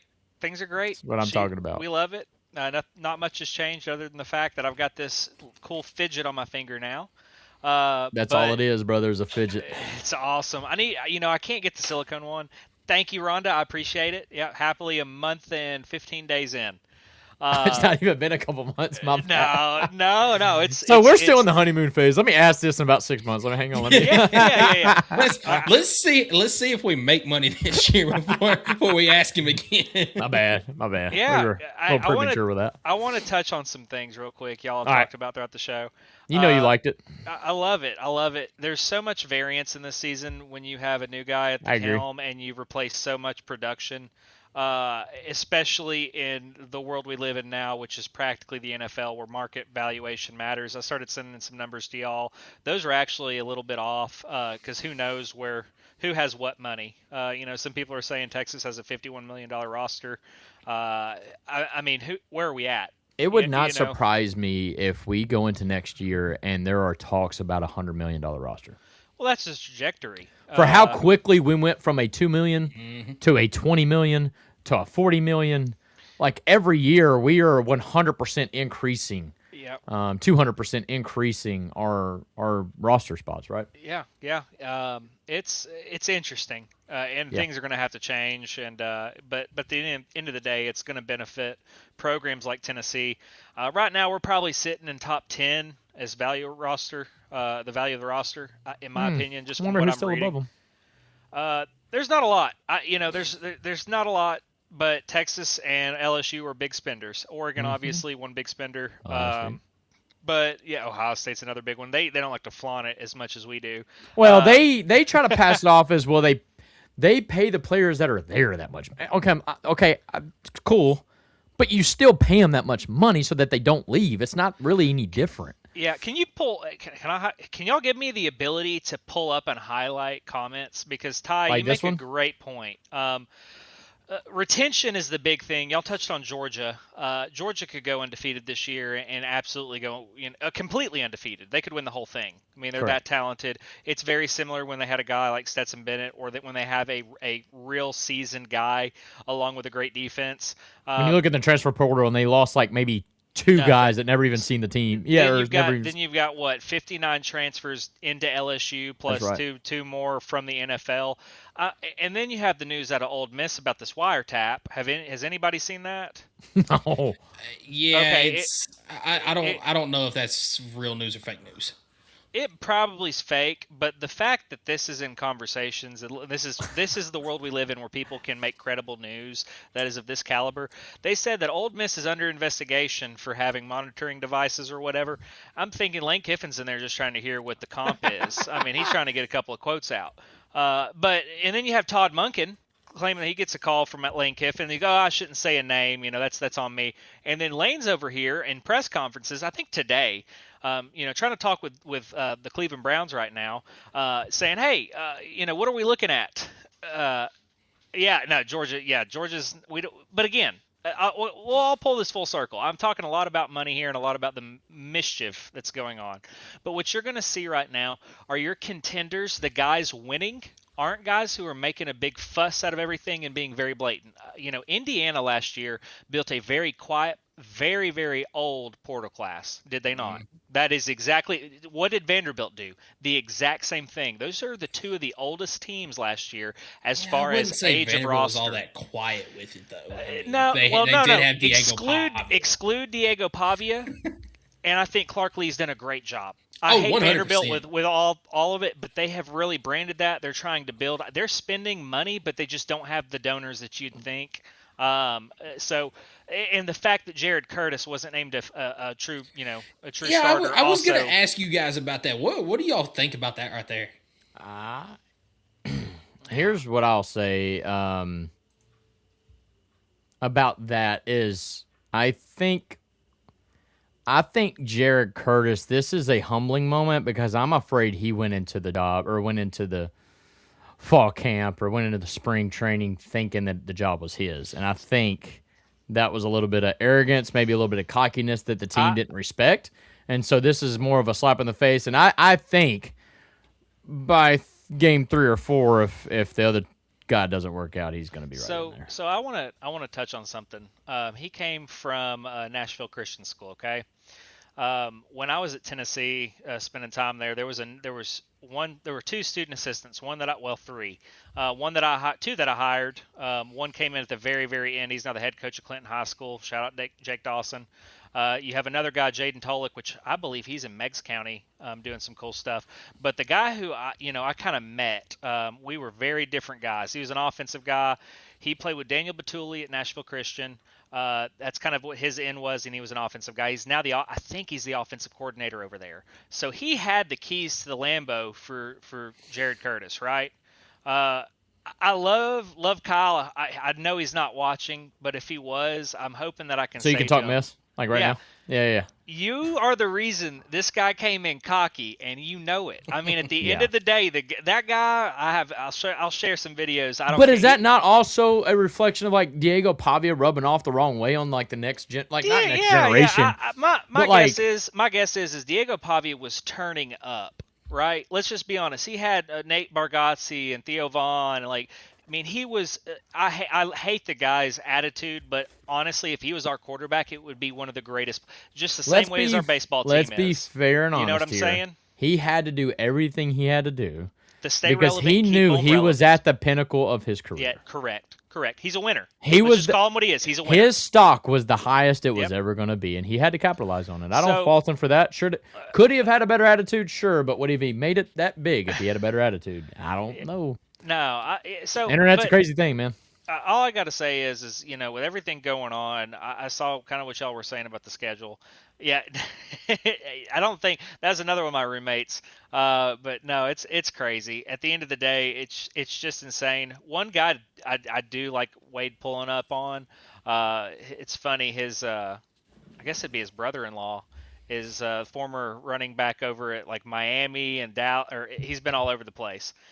So he likes to talk a lot of crap about football, and he's living in Texas now. So he's a good guy to keep an eye on, Maverick over there.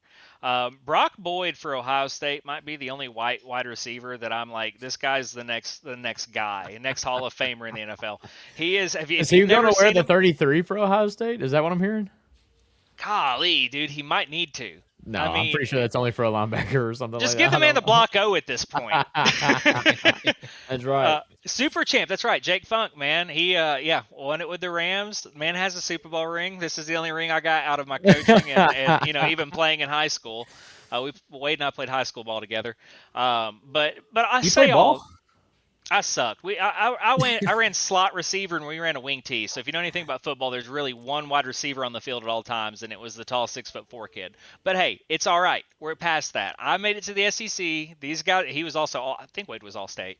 But it doesn't matter. And a wing tee offense. You got some film out there? That's crazy. No, the film is all the books that I got from. Oh, okay. All right, right on. Yeah, makes sense. It's adding up now. Yeah, in my mind. Breaking it down. Okay. Right. Just give you some backstory. No, I got you.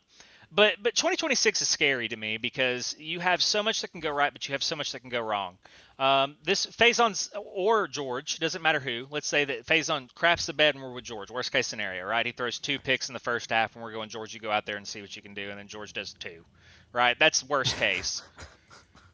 That quarterback, that's another quarterback for me. So if I just, if Kirby didn't not throw me an overthrow on Jeff County, and I get so they overthrew me on a wide open touchdown.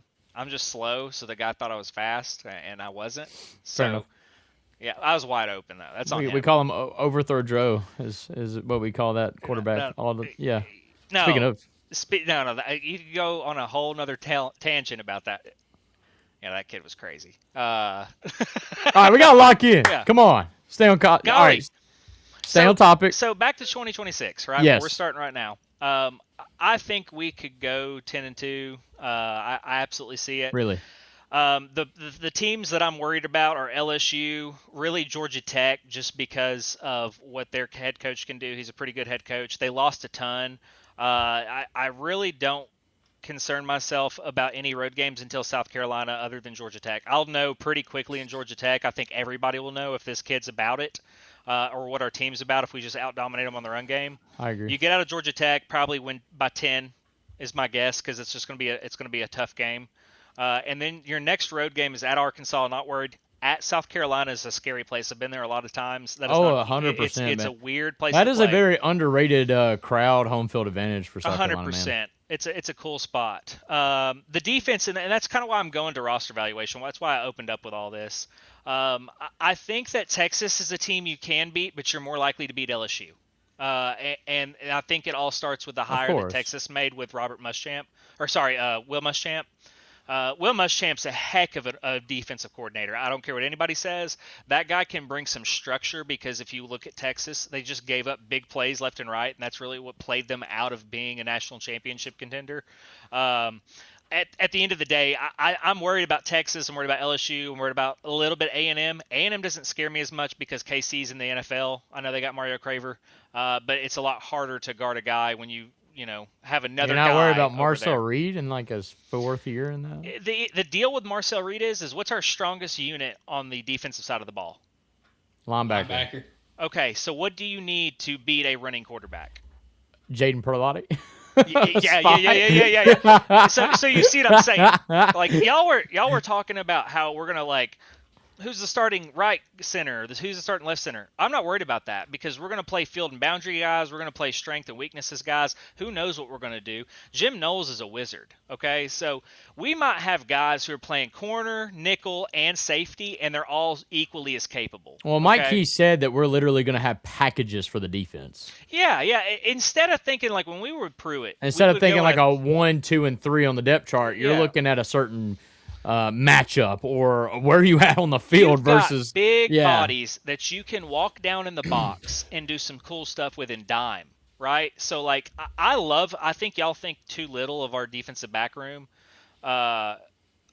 Tennessee had too many questions, and again, it goes back to like I'm thinking of production here. I think that defensively we got guys all across the table that had production at previous schools. That equates. There's no question about that. If you can play ball here, you can play ball there. It's Me the and same Ty stuff. could not be in more aligned agreement. And that's kind of how I'm hoping it's going to go. But again, we got a true freshman guy, right? So let's just pump the brakes until. What happened last time we had a true freshman guy? I can't remember. It was like 2004. I was what, 8? It was Eric Ainge, dog. It was fine. But we ended up being just fine. It was fine. But what's because the of what was around him? What's the difference between fine and championship is what I'm trying to get at. Like, I'm just being critical here. That's why everybody's wanting 2027. Yeah, no. The dude out of Baylor, generational. You get that cat and you keep all your linemen, holy shit. Pardon my French. But oh my gosh. Get him out of here. A gambling problem, 1-800. But last year they were doing the same thing that I think is going to happen this year. I hope in 2 places. I hope we have a receiver really break out, which last year it was Braylon Staley. Who was he last year before going into the season? No, because I actually thought Matthews was leaps and bounds better than Staley, and I was kind of humbled by that. And Matthews has progressed so much. Matthews, now that he's in the position he needs to be in, because I feel like he was the Brazel, but Brazel was in front of him. But now that he's moved to the wide side of the field, you're going to see Matthews pop this year. No doubt about it. You've got 5 to 6 very capable wide receivers. Oh, without a doubt. I mean, the fact that there's such a huge competition right there for the third guy. You've got a 3-man absolute battle for that, and they're all 3 going to play. It's not even about my mind. I expect one guy to hit 1,000. I expect it because when you have a freshman, he's just going to find his guy. You legitimately could have 4 guys over 650, 700 yards. I think he probably will.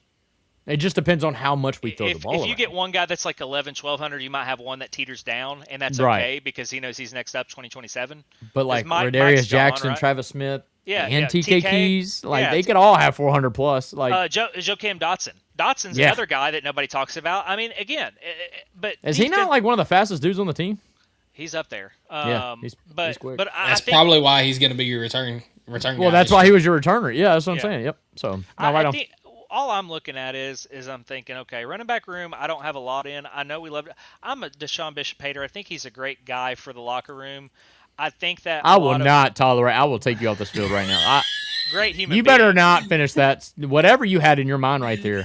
Let's just. I'll cut it off there. Thank you. Like absolutely not gonna hear it. Nothing against him. Yeah, no, that dude's a dog. I don't want to. Nothing against him. Yep. Hey, he might break. Good answer. He might break. Good answer. Good answer. That's all. Yep. That's all he needs to hear. Nope. I cannot believe you're about to say whatever the heck you're about to say, dude. That's crazy. Like, I just gotta hope Robbie almost Garner... lost all credibility with all of our viewers, dude. Like, what are you? Whatever. What are we talking about? Like, we brought you on here to gamble. What are we doing? Yeah, I don't have any picks today. This was just, the kind of prelude. I do think that somebody didn't check the group message earlier. You didn't have any futures, dude? Well, I think I texted at the very last minute and said, but I'm gonna make sure to do my research. I'm taking the over on Tennessee 7.5, dude. I'm telling you. I probably am too. I'm taking the over on that. I am as well. I definitely think 8-4 should be. I'm also taking the over on Georgia. If you're saying there's some books at 9.5. Yeah, I don't know. That's what ChatGPT told me. Without a doubt, I'm taking the over on that. And I might even parlay that one, which is dangerous. Never parlay. With the same pick? No, I'm saying parlay Georgia over with Tennessee over. Like, I just feel like there's no way. There's no way Georgia loses 4 games. Yeah. Yeah. There's no But, way. But Jake, you brought it up. I do want to talk about it. So, David Gabriel Georges the other night against Brentwood Academy. Oh, you mean Spider-Man? What a night. You mean Spider-Man? 25 carries, 173 yards, 2 touchdowns rushing. Then you had, 78 yards receiving and another touchdown receiving as well. You did this. Yeah, Yeah, no, Ty, he wasn't. That's why I stopped him. Ty, he was not. I'm just speaking to how good Tennessee has done to evaluate and produce running backs. That is all I'm speaking. Good answer, Jake. Man, we got to work on the PR training for Jake. That's all it is. I don't need it. Rhonda says, "Don't trust refs. Never gamble." Factual. Want a funny story? Remember when in the playoff, Ole Miss last year played Georgia, and they actually locked down the win by like 2 or 3 points. But then I can't remember if it wasn't a safety. They got the winning field goal. That's what it was. With like 6 seconds left to go in the game. I had taken a live bet of Ole Miss to win by 4.5. And at the time, they were only winning by like, I think 3 points because they were winning by the field goal. That kickoff that ensued as time expired, and Georgia goes to lateral it, and they didn't catch it, and it hits the pylon and got a safety. That got me the cover, and I ended up cashing out. I will never forget that moment. That was so cool. I remember that. I think that was like our last text conversation from last season. I never in my life. I'm like, that's the type of stuff that happens that keeps me from winning. That's never happened that got me the win. I was so happy. But anyways, yes, I agree with you, Rhonda. It's terrible. You got to do it safely and responsibly. Tennessee is a team I would never bet on. We win when we shouldn't and lose. So, General. So, if you've been following my TikTok, and there's ever a chance of us doing anything crazy, your boy be hedge betting the fire out of the balls. Oh, you're telling me if we beat LSU, we can make the playoffs? Okay, I'm gonna put 100 on LSU then. Like, look. I don't mind losing money if that means the Vols win. Okay, because you probably are fronting. My guess is you're front loading the Vols early on the season, and then you're coming right back around on the back end and saying it don't matter either way. Don't question my Hey, you don't got a whole hedge firm going on in there. Oh my goodness gracious! Just know whatever the line opens up as for Tennessee versus Georgia Tech, which I imagine is going to be right around 8.5. Your boy's slamming the over. We're winning by double digits. Is that not there yet? It's probably not. It might be somewhere. But if it is, your boy gonna go ahead and put $1 on it. I'm not even gonna lie. I want to go back to. I want to go back to DGG. I gotta get back on I'm this. sorry, I jumped. No, I have been watching this kid's film intently. Like, no, I don't know why. I get weird. It was nice. It was on ESPN last week. That was cool. I watched the game live. Yeah, me too. If you didn't, you're not a Tennessee fan. He is probably, without a doubt, the most impressive running back recruit I've ever evaluated in my life. The only critique I had nothing to do with like the gameplay. Technically, he could be a little bit more bursty. Or just tighten the freaking chin strap, dude. Like, come on. Here's the deal. If you're going to be upside down doing backflips and then continuing to run, I'm going to need you to tighten the helmet up just a tad. You know what he is like? It's like if Saquon Barkley and Alvin Kamara were put in 2 different chambers and you just fused them. And then you also threw on elite I think you have to add in a slight bit of Derrick Henry. The dude's arms are massive. He's... What, 5'11", 225? And I feel like he could stiff arm anyone. I've never seen anything like it. No. I mean, I say that. You watch Derrick Henry's highlights. You watch those guys. Like, Leonard Fournette didn't translate great. But you watch some highlights and you're like, okay. Leonard Fournette was a dog in college. I'll give you that. Yeah. He had like 40-something touchdowns one season, I think. I mean, something stupid. But and he was just hard to tackle. I mean, he was a freak. This kid with our like wide splits, or even if we go 12 personnel, out of shotgun can do some really nasty stuff. I personally think that if he were to be on the roster today, he would start over Deshaun Bishop. I am about freaking tired of you It was true. I'm not going to say that that's a wrong thing to say, but I'm tired of the disrespect right now. Like, it's got to end. It's got to end. Done. Deshaun Bishop's going to be in New York this year. Okay, so I'm going to need you to tone it down. Yeah, I said what I said.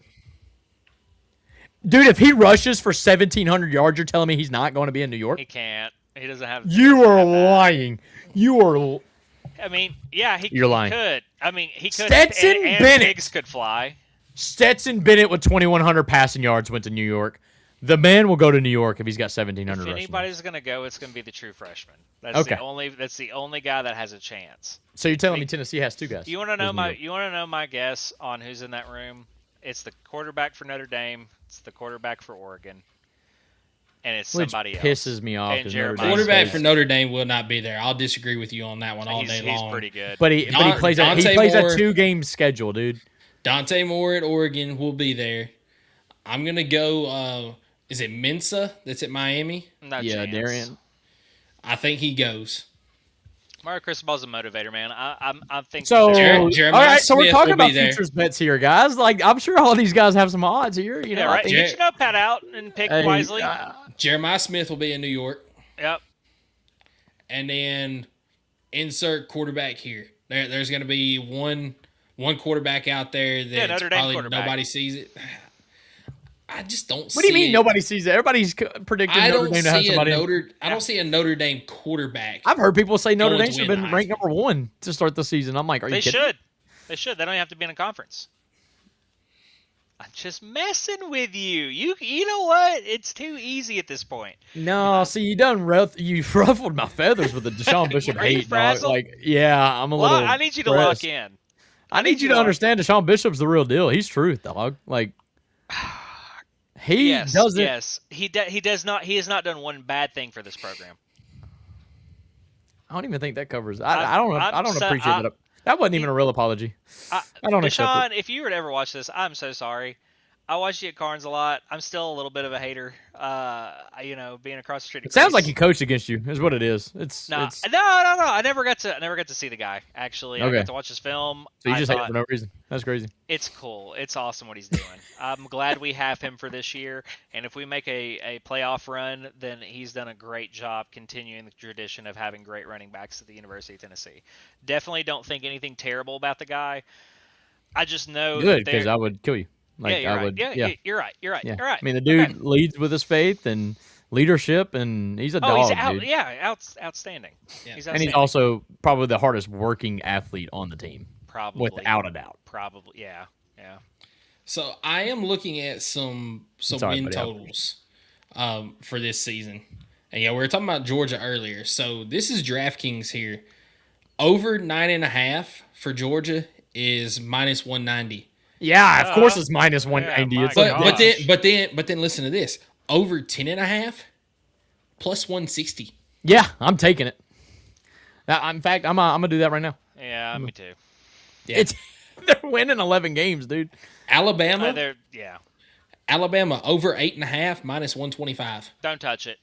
Alabama's the wild card team. What is going on with this? Like, Keelan.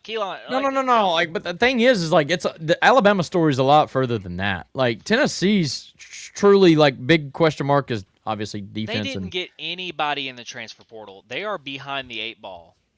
Dude, like we're not as we got a little bit of a weighted dice where you're kind of worried and you're really relying on this freshman panning out. But like they didn't really get anybody. If anything, they only kept Ryan Williams. You know what I'm saying? Jeremy Ryan Williams is the most overrated player in the entire conference. You had a 4 or 5 year seasoned vet quarterback in that team last year. That's a lot's gonna change. And he, I think, was only able to survive that because of that. I mean, like he literally had to do everything. And I think I didn't even appreciate that in the time that he was doing it because I just thought that Ty Simpson was a dog. That's what I'm saying. Ty Simpson was a dog. And he never got the respect.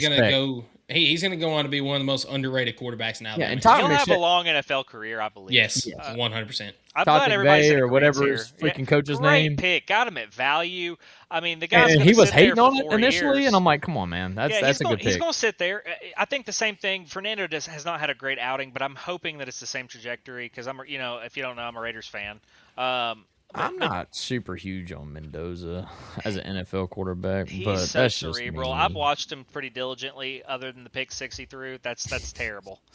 But yeah, Hey, they can go get Dobbs. He'll be good for at least 2 weeks. Joe Milton, by the way, and I think this is the last thing I've got. He has really impressed me. He's Joey. Oh my gosh. Oh well, the problem with Joey, that deep ball. I'm not hating. It was The very next week he went like 10 of 11 for 147 yards and a touchdown. At the end, I mean, here's the thing: when you get to like the second and third string guys in the NFL, there's such an offensive and defensive line disparity. Like he can kind of just sit there and dink and dunk. I love Joey. Completion rate is still completion rate. Here's what I'll say about Joey, though. You know, talking about the not deep a lot of ball. sample size. Yeah. You know, talking about the deep ball. What I'll say about Joey is, you know, he does give his receivers a chance to go and get that ball. Also the defense. Yes, that's true too. But that's more than what you could say about Joe. That's Milton. why his first stint. But that's why you pay that wide quarterback in receiver. Tennessee. I mean, that's essentially that's why you pay the wide. Joey. There should never be a such thing as a 50-50 ball. Joey's balls were 50-50 half the time they were in the 50% chance they're a 50-50 ball with him. He went crazy on the first couple weeks, especially against Georgia. Honestly, there's a couple touchdowns there that I'm like anybody could have got it, and our guys just came down. That's why you pay Chris Brazzell, though. That's what I'm saying. But like, what's crazy about that is it could have gone so different, and it started to. But like that's the thing. You had Joe Milton, who's out here like really trying to dial his deep ball. Like he's like, okay, I'm gonna overthrow him, but like the defense ain't getting it. Kind of the same thing Hendon Hooker did. You could tell that was coached. Yeah, you could coached tell it in red, that's a but coach thing. Josh Heupel saying, "Hey, I'd rather you overthrow it than throw an interception, put us behind the 8 ball," because he understood. And that's the cool thing about this whole quarterback battle. Is he is not named a starter for this long because he wants to put pressure on these kids. It sounds morbid or it sounds terrible, but these guys got to be able to perform. Well, they got to withstand it. I mean, yeah. So he's sitting there with a straight face saying, "I'm not going to name either of y'all. Y'all got to earn it." Okay, hey, you had 4 picks, you had 2 picks. What are we doing? Okay. What do you think, Coach? Oh, you can win it. What are you doing? Hey, I'm going to give first team reps to this guy. It's just mind games. It's so subtle. But it's very impressive what he's done with quarterbacks every single year. The whole thing I'm making about Joey is he got a platform with Josh Heupel to feel very confident what he was doing offensively, that he was willing to understand that these guys will come down with the ball, and if he won't, he trusts them with it at the point that it's leaving his hand. If Faison can get that and still play behind the rules of what Heupel's set in front of him, which is very turnover conservative, we got to stay away from that stuff, which blew my mind how much we got away with it with Joey. We could be really good because my personal opinion is we brought enough guys from Penn State to influence the scheme. I agree with that. This is a very different scheme than what you've seen with Jeremy Pruitt and what you've seen with Bob Shoop. What you're seeing now is a defense that from the back end can flex around a lot. Most of the time what we've seen for 8 to 10 years has been a front 7 that you're more manipulating. Man, we're going to keep the same 4 guys on the ground. We're going to play a whole bunch of games with everything on the perimeter. It's fun. And so you've got a really talented group. Pass rush would be great. That gets you a win if you've got a pass rusher. I think the defensive back unit's very good. And I'm done. Yes, Skylar. I got one. Thank you, sir. I got one final thing on my end before we wrap up tonight's show, and I appreciate everybody locked in, tuned in with us. You can tell it's almost football season. We got a lot of folks here watching, locked in. But Jake, we've been talking about it. You've been hating on my boy a lot, but I'm going to give you a chance to redeem yourself. Me and Michael have done predictions for the entire SEC, but I want to know what your prediction is for the University of Tennessee. I want to go, and I don't want to point out any games. I'm going to go with 9-3. I think that we're going to fall just short. I was so ready to click you off the screen, but I can't. That was respectful. There is a quick world where you go 6-6. Yep, you're going to get off the screen. Here we go. Don't think it'll happen. Okay. Happen. All right. I just want to make that reality. It's like a constant game of tug of war on if I'm clicking the Here's what I'll say about that prediction right there. So I respect the 9-3. Honestly, that's probably the safe bet is 9-3 this season. I'm okay with bet is 8-4. I'm okay with 7-5 this season. Yep, I mean, brand new quarterback. Who knows what's going to happen this season? If you get a couple injuries on that defense, Yeah, it could be a little bit of trouble going on. But 6-6. That's as a Tennessee fan, I can't live with that. Can't do that. You have to win the bowl game to have any. But just because you positive have the excuses built into where you 7-5, and well, Jim Knowles' first year of defense, that typically doesn't, that's not his best. I don't want to hear all that crap, man. I don't want to hear the excuses at the end of the year that it was because we had a true freshman quarterback or that somebody got injured and that dictated the entire team. Whatever, man. I want to see us go play our best ball. Mm-hmm. And I need it. I don't know. We need to defend home field again. We were so good at that under Heupel's first 4 years. And last year we got punched in the mouth at home. And it sucked the way it ended. I mean, getting punched in the mouth by Vanderbilt to end the year, man, dude. Like, we need to get back to defending home field. And if we can do that with this schedule, Tennessee's primed to be. We lost 3 home games last year, didn't we? Georgia, the night game against Oklahoma, and then Vanderbilt. That's a fact. Yeah. I mean, before last season, the only team that had beaten Tennessee at home was Georgia. Under Heupel. My other than his first season. Yeah, Ole Miss and yeah. I think you lose to Texas. I think you lose to South Carolina. And I think you lose to either Texas A&M or LSU. I can't decide. Yeah, so you're right in line with the general saying 2-2 in the big, and then you lose one that you're not supposed to. Yeah, I agree with that. So with your schedule prediction there, that is literally just, you're losing games that you probably should, and then there's that Tennessee, that Josh Heupel narrative, you lose one that you should. And that's going to be frustrating just because it continues that narrative, right? Like it's one of those things where it's like, okay, next year when it's supposed to be our year, but who's that one team that's going to sneak up and get you? That's going to be frustrating. You could. South Carolina's in a negative trajectory.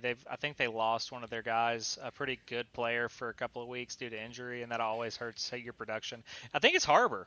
It's either Harbor or the D end. I heard something. I think it was on the radio, and it was I think it was actually Charlie Collier that may have even said that. But South Carolina, man, I didn't even like. They have some dudes on their team that can compete with anyone in the nation. But holy crap, are they thin. Like, their best 11 can probably compete. But once you go to 22, 40, your top 25, your top 30, it's a steep drop-off. And so I think South Carolina is going to be a team that stays in every game for the first half of the games. And then I'm wondering if you see them in the second half, kind of Texas A&M last year. Type of team. You know what their win total on the season is? I think 5.5. 6.5. 6.5. Yep. But I mean, it's one less than us. Slam the under. Yeah, and Jimmy, I've been there so many times. I love that place. A great environment. I think we should wear orange helmets with them. No, we can't do it. I can't in good faith. I was there. Orange helmets are still sick. It's not the helmet's fault. It's really not. But at the end of the day, and that place turns up at night, and we are very lucky. It's the same thing like when I was coaching when we played Auburn back in like 2018, 2017. Jarrett Garantano like noon against Auburn just throws every third and long imaginable and completes it. And we just walk out of there, get on a plane. We're back at 4. Stupid. Again, it goes back to every single year we lose to somebody we're not supposed to. Yep. So I don't know. 9-3. I'm just going to stick to 9-3. I'm going to say 9-3. 9-3. It's here. I like it. I'm the same way, man. I'm the same way. I like it. And I respect it. Thank you so much for participating in that. Yeah. Jake, really appreciate you coming on tonight, talking a little bit of ball with us. And Jake will be a regular staple this year again. Well, as long as he can follow the rules and make his money. I mean, can't even read an email. No. So, man got married and thinks he's the man of the house now. Like, note to self: do not bring up Deshaun Bishop again with Jake. No kidding, dude. He about got fired in night one. Dude. Like this. I mean, hey, the fans watching about fired him. I mean, come on, dude. I was getting burned at the stake. But that's all right. That's what we're here for, guys. I'm not here to make popular opinions. I'm here to make opinions. But you're here to make money, dude. Like, what do you mean? I'll make y'all money this year. I can feel all it. right, that's what I'm talking about. There's no pressure this year. So none. There's not. The bar was down here already. Yeah. We were good for year 1. Year 2 was down. Are you looking forward to anything in week 0? Yeah, I want to see. I'm looking forward to there being actual football. I really just want to see Bill Belichick get his ass kicked. I agree. So, but honestly, is that satisfying? Because I think nobody cares, or nobody even. There's not a good game. There's like no expectation on North Carolina. I guess is what I'm saying. Like Nothing. everybody knows he's done. Like I mean, I don't. Again, I was looking at roster valuation. Let's just really quickly pull them up. You know, a team that. Did you see his brightness on his monitor is so bright? Did you see when he clicked Windows and like the whole room just went? It lit up. So and it made it worse whenever he hit his head there. It just expanded. Well, that's what I love when people give us long messages. Watch how it's just his forehead.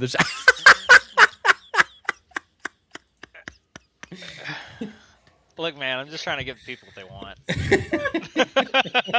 Hey, it's all good, big dog. We had to have a little fun. It's North fine. Carolina is 30th. 30th in roster valuation. Yeah. I'm using the sideline.com. That's actually better than I thought. That's better than Georgia Tech. Well, I was thinking that obviously you got the top half of the. Well, I'm just going to say the whole SEC. We're only 31. I'm going to say 3/4 of the Big Ten. That's essentially 28, 30 teams right there if you talk about those two conferences alone. So the fact that they are 30th is actually that's a little bit more than I thought. Because I was thinking Virginia Tech and the ACC. Oh, I might have told you a wrong number. It's 20 million. I was looking at all revenue. Oh, so okay, every okay. sport. Right on. So 20 million, top 30, but Kentucky 24, Clemson 22. I'm just throwing out teams that you. Well, I'm saying like in the ACC, they're probably some of the bigger spenders. You got Miami, you've got Clemson, you've got Virginia. Miami is the single-handed biggest, and this is just football. Miami's at a 38 million. I trust these numbers. These look pretty accurate. Yeah, I would say 40 overall behind Texas. And Texas at 49 is crazy, but like your next biggest ACC school is Clemson at 26. And see, I thought Florida Virginia State Tech would really hammer down with James Franklin. 36, 18 million. They ain't giving them nothing. Not too bad. South Carolina's right ahead of them, 35. Well, maybe there's just not that much money in Carolinas. Maybe not. Well, you got to split it. Nah, I mean, not really, because Clemson's not really a factor. Isn't Clemson private though? You might be right. So Clemson and Virginia Tech, aren't they both private? Or I don't know. I think Tech, I don't think is. So you see what I'm saying, right? Yeah, I got you. So that's why Tennessee's positioned well, is because you got one player in the public school where you can get lobbyists to get in there and get the politicians to start funding more money to these guys. And Tennessee's finally locking back down the recruiting grounds. I mean, that is so important. I mean, the fact that they're able to do that, of course, NIL is helping and all that, but like the fact that you're able to go in and get the best player out of the North Carolina phase on Brandon, the fact that you're able to go to Georgia and pick out who you are, the fact that you're locking in your home state talent, that is something we've been missing for a while, and that's why Clemson was up and we weren't. Yeah, I mean, right now, Georgia's at 16, we're at 13, and then the next SEC school you see is Ole Miss, which my guess is they're heavily influenced by Kawan Lacey and Trinidad Chambliss, because Lane effed them by throwing a counter offer with his, $42 million roster and growing, probably grown by $8 million or I'd say $6 million conservatively, with the two guys they just got out of the NFL the past 2 days. They're not going to get to play. Oh, I don't hope they do, and that should be the right call. But again, SEC. Somebody even commented earlier, but the SEC's already came out with a they're statement. like, we do not condone this. Like, they're basically making it known that their coach will get fined / suspended, and the SEC school. Yeah, I mean, I get that, but the SEC school will not be able to participate in the SEC championship game. Which, I mean, I understand. Like as a coach, as long as the natty's still up for grabs, I'm like, okay, whatever, I'll have my guy. But I just don't think it's going to bode well for any school that tries to do this. And I'm just going to say, if LSU drops a game they shouldn't early, Lane Kiffin's going all aboard seceding from the NCAA. He's like, you know what? We don't care. I don't want to play in an SEC championship. I want to play in a playoff. I'm going to build my own conference. And then that's where you get that conspiracy, but that's what you get. That guy's crazy enough to try something like that. I mean, he's got enough connections where he's just pulling strings. Well, it's typical Lane Kiffin. He does anything for 4 or 5 years, and then he switches up. And... At some point, it'll run dry, and this is a pivotal moment. So, well, hey, I appreciate y'all. Once again, I'll have some really good bets for y'all next week, and then we'll ride them out and see what we do.